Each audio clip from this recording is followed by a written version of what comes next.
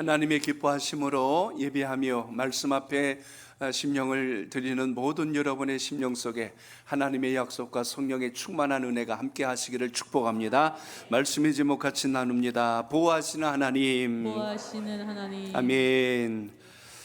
스가랴서를 계속하여 강의하고 있습니다. 이제 12장, 13장, 14장 이제 3장을 남기고 스가랴서를 통해서 하나님께서 택정한 백성들을 어떻게 사랑하셨고 어떻게 인도하실 것인가에 대한 이 말씀들을 오늘 이스라엘의 역사로만 보지 말고 신앙하는 우리들의 신앙에 잘 접목하셔서 건강한 믿음의 사람으로 아름답게 세워지기를 주 이름으로 축복합니다. 아이가 태어나면 울어야 산다는 말이 있습니다. 아이가 태어나면 울어야 살아요. 복중에 있었기 때문에 호흡하기 위해서는 일단 울어야 이 폐가 움직이기 시작하고 숨을 쉴 수 있기 때문에 그렇습니다. 울지 않으면 의사나 간호사가 그 아이를 번쩍 치켜들고 엉덩이를 때립니다. 울 때까지 때려요. 막 때립니다. 그러다 보니까 가끔 이 엉덩이에 몽고반점 있잖아요. 확인 안 해보셨나 보다. 오늘 집에 가셔서 이렇게 한번 보셔요. 반점이 있는가. 그래서 옛날 어르신들이 그러잖아요. 여기 왜 이렇게 퍼런 멍이냐니까. 너 어렸을 때 안 울어가지고 저 의사 선생님이 너 엉덩이 때려서 그래. 막 이렇게 말을 또 만들기도 하긴 하지만 그 맞는다는 의미를 잘 우리가 생각해 보셔야 돼요. 미워서 때린 것도 아니고 숨을 쉬어야 되기 때문에 때린 거예요. 그때 매 안 맞으면 숨 멎으면 끝난 겁니다. 그래서 때린 거예요. 생명을 살리려고 사랑해서 때린 게 그 매입니다. 신앙생활을 하다 보면 영적인 호흡을 못할 때가 있어요. 하나님의 사람으로 마땅히 숨을 쉬어야 되는데 안 쉬고 살려고 그래. 참 저는 1년 12달 기도 안 하고 사는 분들 보면 대단하다고 생각해요.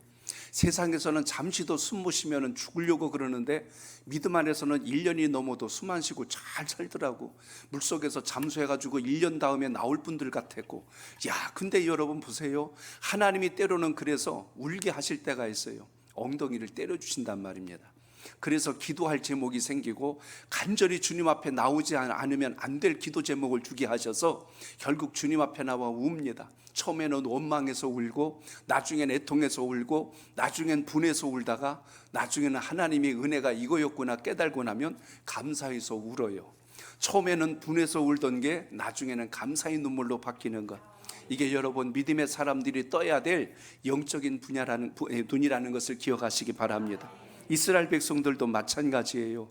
이 하나님의 백성들이 얼마나 목이 곧고 자기 생각 좋은 대로 살았는지 하나님께서 이들을 깨닫게 하시려고 이 방법 저 방법을 쓰시다가 마지막 쓰신 방법이 바빌론 땅 포로 생활 70년이라는 시간 동안 거기에 포로되게 하셨습니다. 주권을 잃게 하시고 하나님을 부르지 못하게 하시고 제사를 드리지 못하게 했어요. 결국 그들이 야 제사 안 지내니까 좋다, 예배 안 드리니까 좋다 할 것 같았는데 영혼이 갈수록 피폐되어 가고 영혼이 곤고해져 가고 비로소 그들이 하나님께 예배하고 기도할 때가 얼마나 소중했는지 그걸 비로소 깨닫게 됩니다. 고국에 돌아왔어요. 그래서 선지자들이 책망합니다. 너희들이 왜 거기까지 가게 된 줄 아느냐. 그걸 책망하는 학개와 같은 선지자도 있었지만 오늘 스가랴 선지자는 너희들이 다시 정신을 차리고 하나님 앞에 엎드리면 하나님께서 너희를 내치지 아니하시고 다시 새롭게 일으켜 주실 것이다 라고 하는 소망의 메시지가 스가랴서 전체에 흐르고 있다는 것을 잊지 않길 바랍니다. 그래서 오늘 12장도요 1절에 보니까 하나님의 경고라고 말씀합니다. 하나님의 경고인데 그 하나님이 어떤 분이시냐면 하늘을 펴신 분이에요. 땅의 터를 세우신 분이고 우리의 심령을 지으신 분이라고 오늘 말씀합니다. 그래서 선지자들을 우리가 예언자다라고 말씀을 하는데 예언이란 말을 여러분 잘 이해할 수 있어야 돼요. 예언 그러면 마치 이 예자를 갖다가 미리 예자로 잘 우리가 생각할 때가 많습니다. 그래서 예언자 그러면 미래에 되어질 일들을 전하는 말씀, 그걸 전하는 자 이렇게도 우리가 표현할 수 있겠지만 이게 이 예언이라는 것이 미래 예자만 쓰는 것이 미리 예자만 쓰는 것이 아니라 또 하나가 있어요. 맡길 예자가 있습니다. 맡긴다라는 겁니다. 그 우리가 은행 가서 예금 그러잖아요. 그때 쓰는 그 한자입니다. 그러니까 예언이라는 건 하나님이 우리에게 맡겨주신 말씀, 그걸 선지자들이 전한 거예요.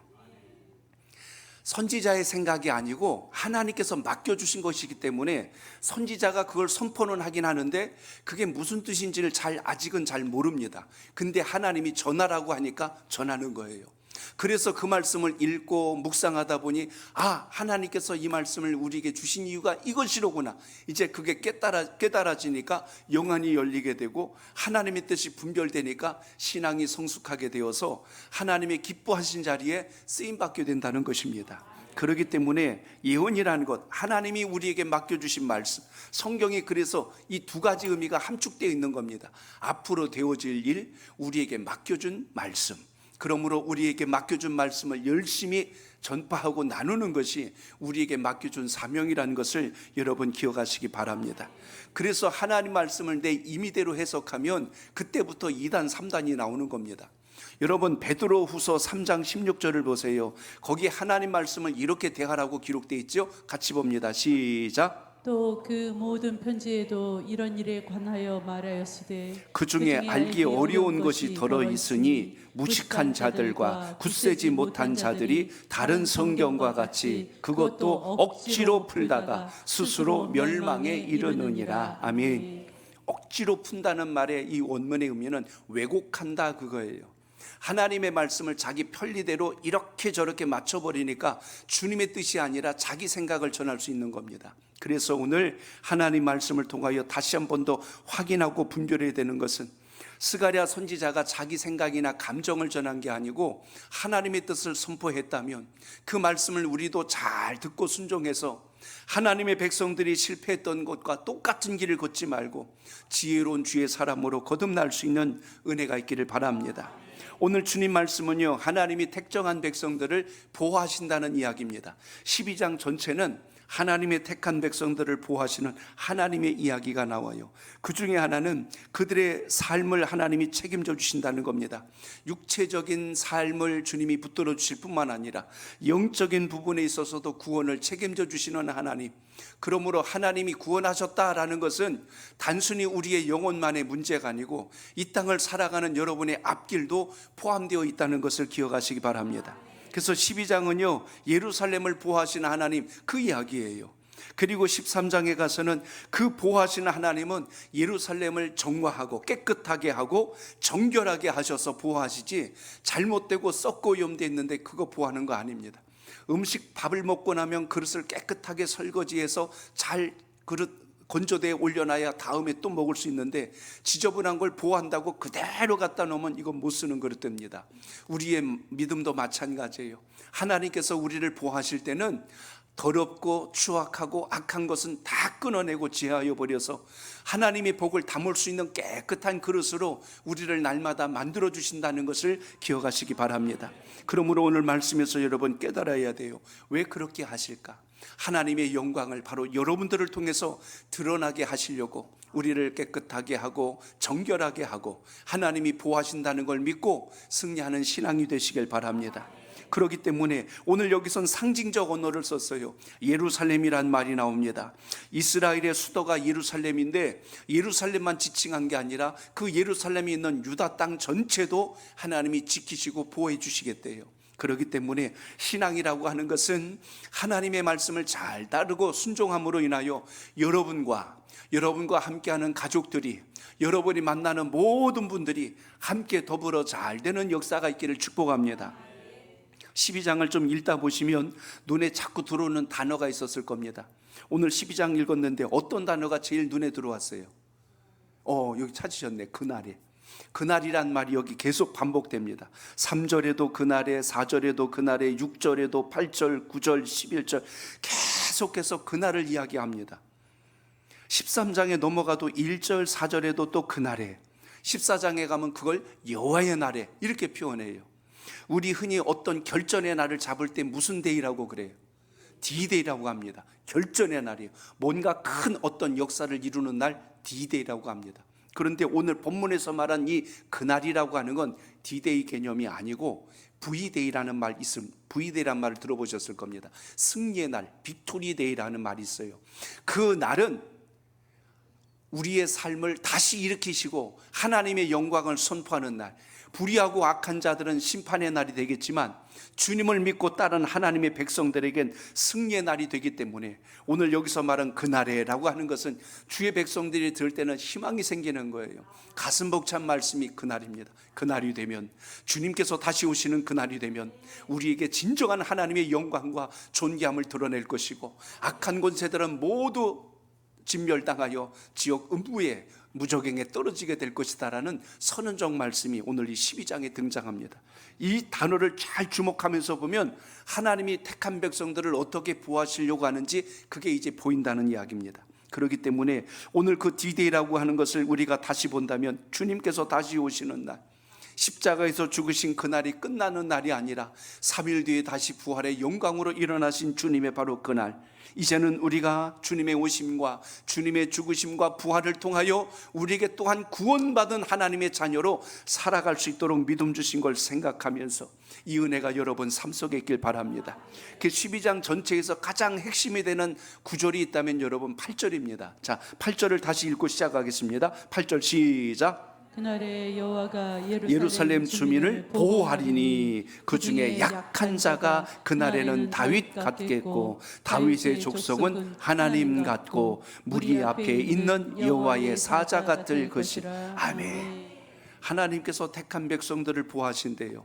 근데 그 중에 누구를요? 가장 연약한 자, 보잘것없고 무시당하고 가장 천한 곳에 있는 그들을 누구와 같이, 다윗과 같이 만들어주시고, 그 다윗의 족속은 하나님의 권세를 입은 자답고 마침내 무리 앞에서 여호와의 사자와 같이 이렇게 서게 한다라고 선포합니다. 그렇기 때문에 하나님이 보호하신다는 뜻을 우리가 잘 이해할 수 있어야 돼요. 저를 따라합니다. 하나님은 주권적으로 우리를 보호하십니다. 주권적으로 우리를 보호하십니다. 그러니까 하나님이 하신다 그러면 되는 거예요.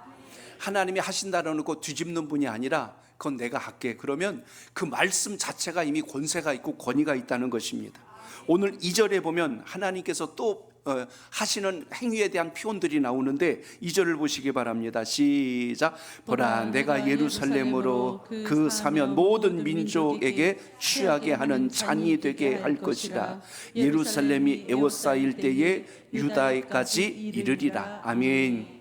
여기 또 하나, 그날에랑 다른 표현이 또 하나 계속 등장하게 됩니다. 자, 어떤 단어인가 찾으셨어요? 자, 2절에 어떤 단어가 나왔어요?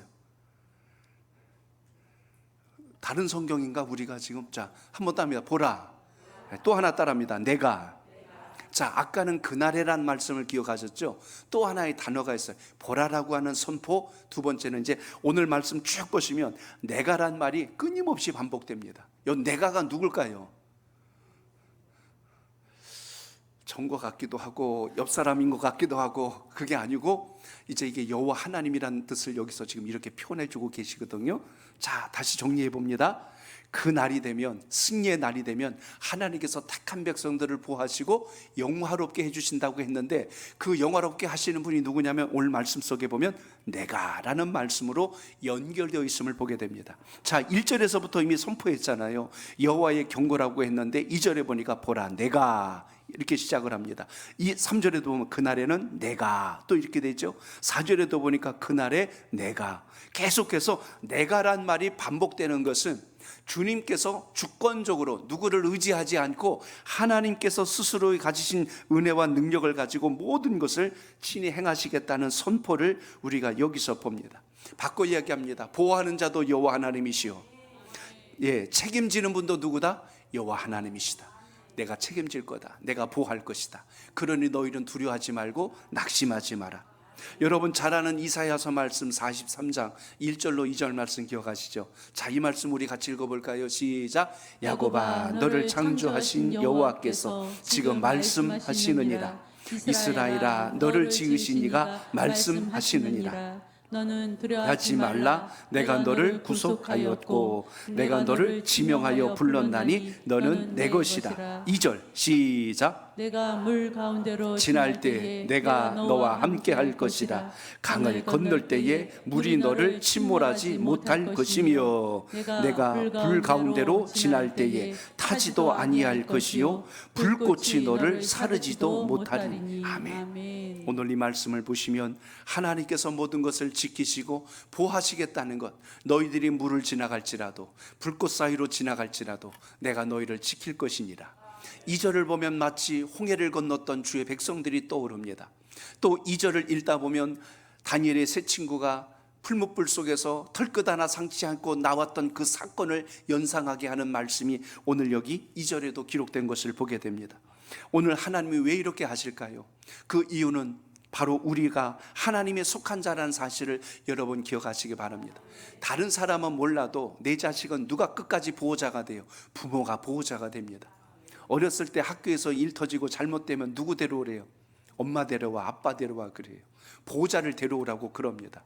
그 말 하나가 뭐예요? 너를 지키고 책임진 자가 누구냐? 너를 대신하여 너를 모든 것을 대변할 사람이 누구냐? 지금 그걸 요구하는 것처럼 오늘 말씀 속에서 우리가 봐야 할 것이 바로 이 부분입니다.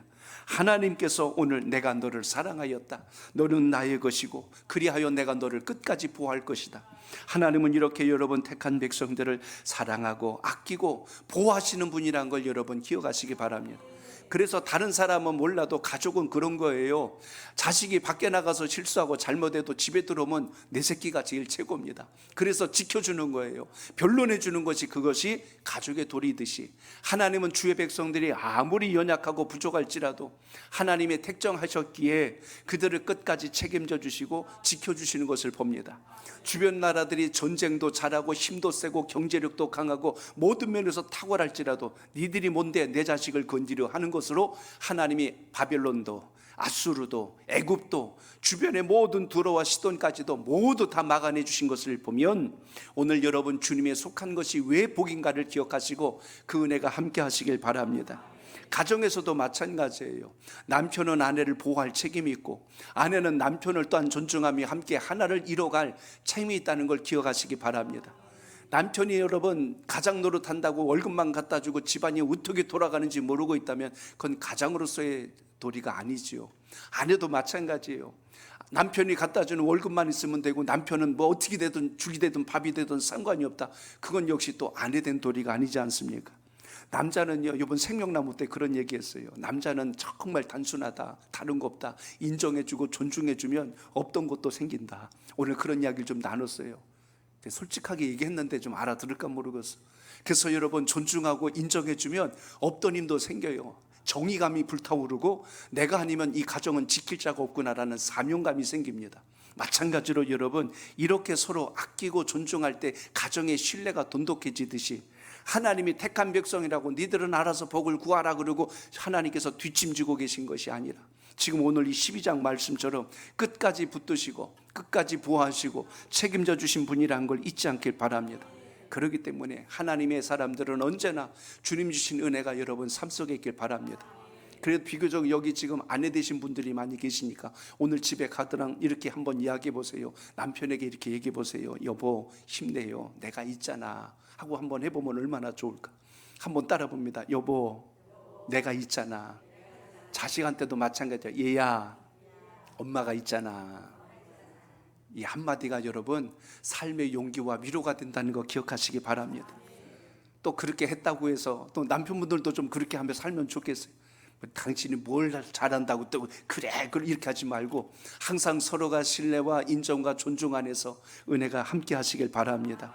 여러분 오늘 스가랴서 12장 10절 말씀 조금 지난 말씀인데 한번 다시 읽어볼까요? 자 10절 한번 보세요. 조금 깁니다. 10절 시작. 내가 다윗의 집과 예루살렘 주민에게 은총과 간구하는 심령을 부어주리니 그들이 그 찌른 바 그를 바라보고 그를 위하여 애통하기를 독자를 위하여 애통하듯 하며 그를 위하여 통곡하기를 장자를 위하여 통곡하듯 하리라. 아멘. 하나님은요 은총과 간구하는 심령을 부어주신대요.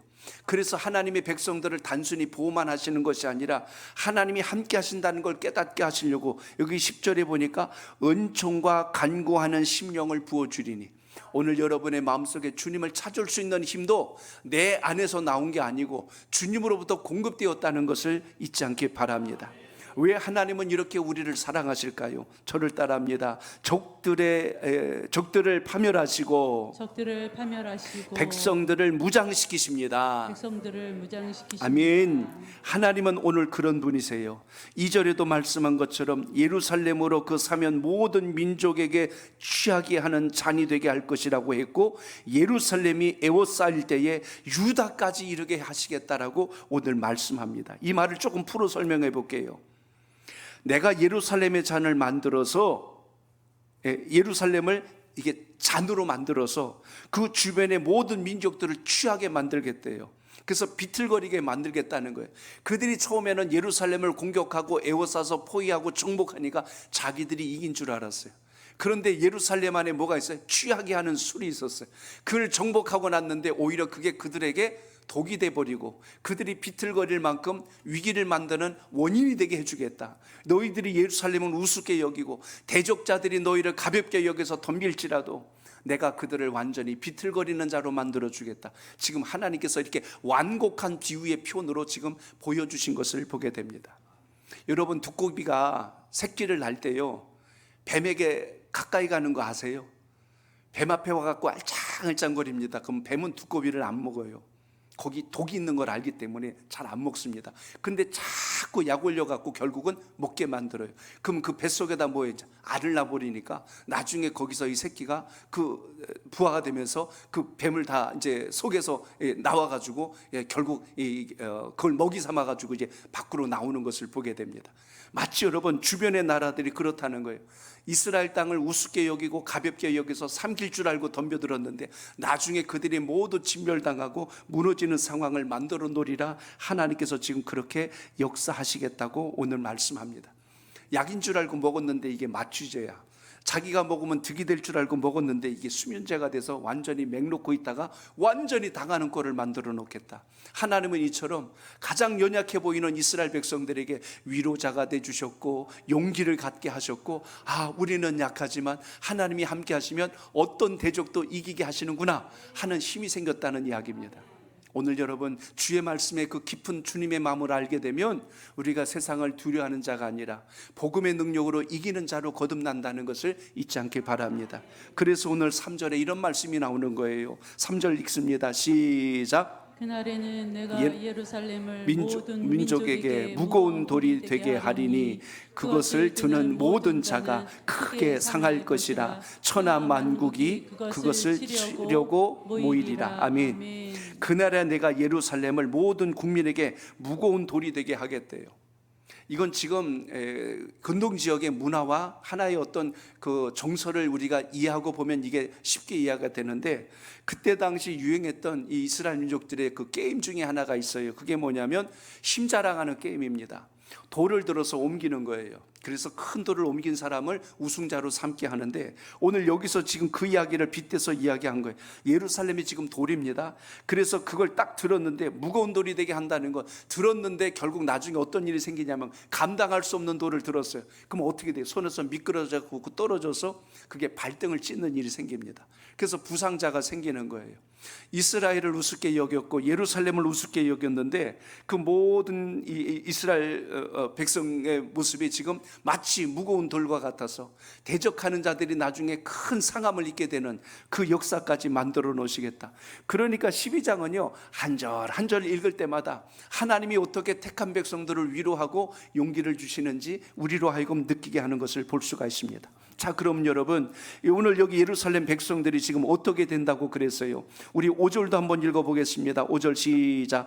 유다의 우두머리들이 마음속에 이르기를 예루살렘 주민이 그들의 하나님 만군의 여호와로 말미암아 힘을 얻었다 할지라. 아멘. 여러분의 힘의 공급자가 하나님 되심을 잊지 않길 바랍니다. 우리 뭐가 조금 잘 되면요 내가 잘나고 내가 똑똑하고 내가 운이 좋아서 자꾸 그렇다고 나를 자랑하고 싶어 합니다. 그런데 주님의 사랑과 그 주의 섭리를 깨닫게 되면 비로소 깨닫는 게 뭡니까? 우리 하나님 만군의 여호와로 말미암아 우리가 힘을 얻게 되었구나, 이걸 발견하는 거죠. 오늘 여러분의 믿음 속에 그 은혜가 있기를 바랍니다. 적들이 공격해 왔을지라도 그들이 꼬꾸라지고 자신들이 이긴 줄 알았는데 오히려 그들이 패하게 만드시는 하나님의 놀라운 역사가 오늘 말씀 속에 담겨 있다는 것을 기억하시고, 세상에 여러분 앞에 다가오는 수많은 걱정거리, 염려, 기도 제목들이 두려운 것이 되지 말고 예수 그리스도로 인하여 이기는 신앙이 되시길 축복합니다.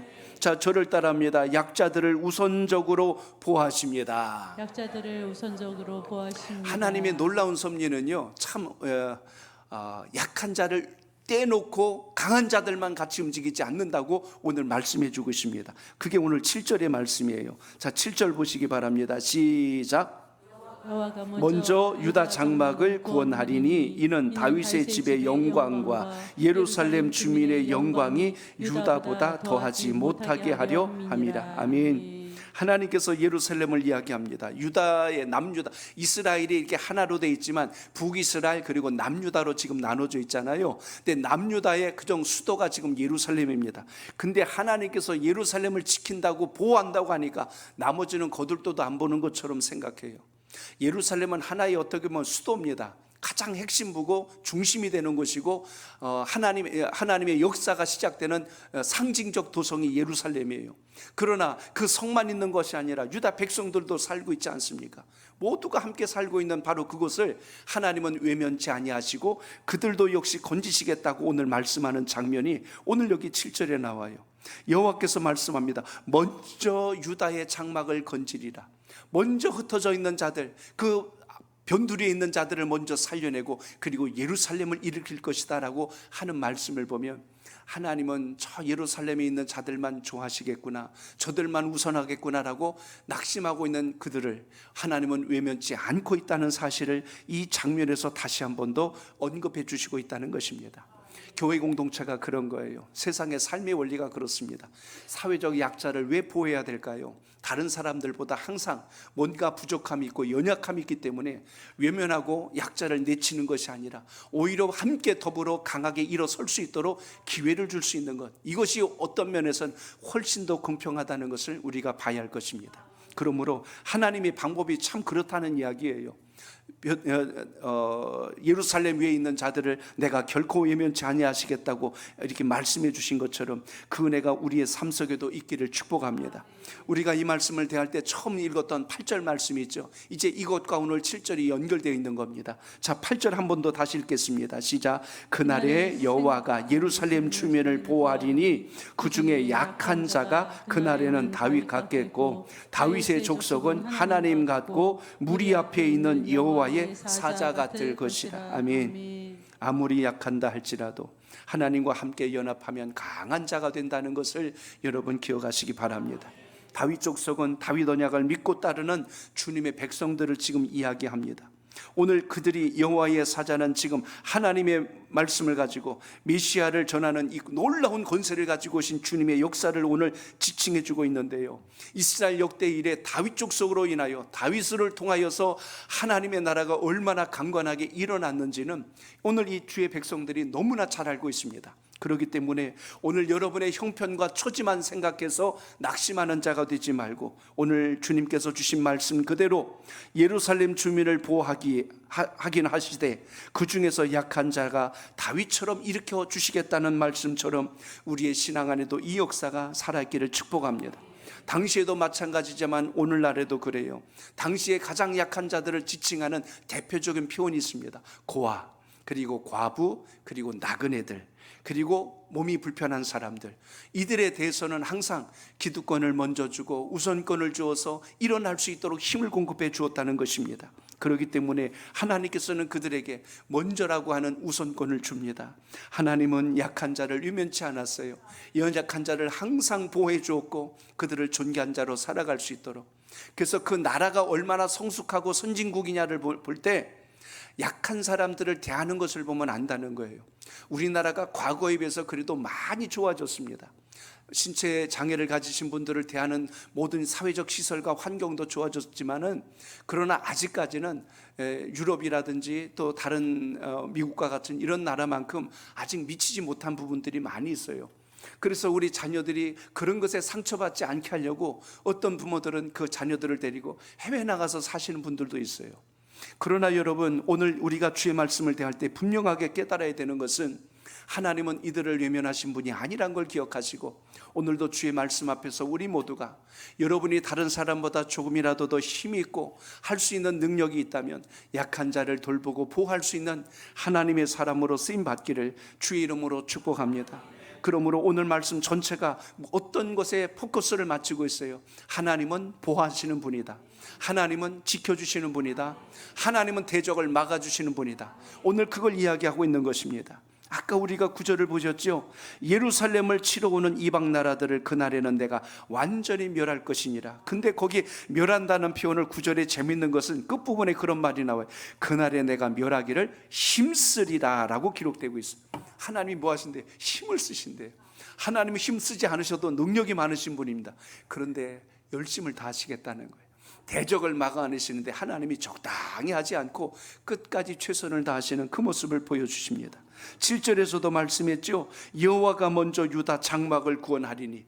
예루살렘을 향한 것 같지만 그 예루살렘을 잠시 내려놓고 주변의 약한 자들을 일으켜 주시겠다고 약속해 주신 하나님. 8절에서도 말씀합니다. 그날에 여호와가 예루살렘 주민을 보호하리니. 하나님께서는 보호자가 되시겠다고 분명히 말씀해 주셨습니다. 9절에서 또 한 번 이야기합니다. 예루살렘을 치러 오는 이방 나라들을 그날에 내가 멸하기를 힘쓰리라. 오늘 여러분, 주님의 이 역사와 은혜 안에서 믿음의 참된 승리가 삶 속에 있기를 축복합니다. 예루살렘으로 상징되는 바로 그곳이 오늘로 말하면 교회 공동체요, 하나님을 따르는 주의 백성들이라는 걸 생각한다면 오늘도 우리가 악한 권세를 우리가 싸워 이길 수는 없습니다. 그러나 여러분 안에 내주하시는 하나님의 영이 함께 하시면, 주님이 도우시면 어떤 대적도 어떤 악한 권세도 능히 이길 수 있다는 것을 잊지 마시고 이 믿음으로 승리하는 여러분의 신앙이 되시기를 주의 이름으로 축복합니다. 연약해 보이는 다윗도 하나님이 함께 하실 때 그 구촉 장사였던 골리앗을 돌 하나로 쓰러뜨렸던 것처럼 하나님이 여러분의 손을 붙들어 주셨을 때, 여러분의 가는 인생의 방향을 열어주셨을 때 어떤 대적도 범접하지 못할 만한 놀라운 역사가 시작됨을 잊지 마시고 이 믿음으로 여러분 승리하는 은혜가 있기를 바랍니다. 이제 올해 후반기가 다시 시작됩니다. 여러분의 마음속에 새겨야 할 것이 있다면 오늘 이 12장을 통하여 하나님은 여러분에게 어떤 분이 되십니까? 하나님은 능력이 많으신 분임을 잊지 않길 바랍니다. 오늘 아까 우리가 1절에서 본 것처럼 하늘을 펴시는 분이요, 땅의 터를 세우시는 분이요, 사람 안의 심령을 지으신 분이 여호와 하나님이시라면 그 하나님의 능력을 가지고 세상을 이기는 자가 되시길 바랍니다. 영적 전쟁에서 우리가 승리할 수 있는 이유, 오늘 4절부터 6절에서 말씀한 것처럼 하나님께서 여러분의 보호자가 되신다는 사실을 잊지 말고 이 믿음으로 승리할 수 있기를 바랍니다. 우리 하나님은 보호만 해주신 분이 아니에요. 그리고 오늘 나머지 읽었던 이 끝부분의 모든 말씀들이 하나를 이야기합니다. 하나님께서는 여러분을 보호하실 뿐만 아니라 회복이라고 하는 놀라운 자리로 인도하신다는 것을 잊지 말고 이 믿음이 오늘 여러분 속에 있기를 바랍니다. 하나님은 능력이 많으신 분입니다. 하나님은 여러분의 보호자가 되십니다. 하나님은 여러분의 대적을 막아주실 뿐만 아니라 여러분을 회복하시는 분입니다. 오늘 이 하나님을 기억했던 이스라엘 백성들처럼 오늘 우리 교회가, 오늘 또 예배드린 여러분의 마음속에 이 영적 결단이 살아있기를 주의 이름으로 축복합니다.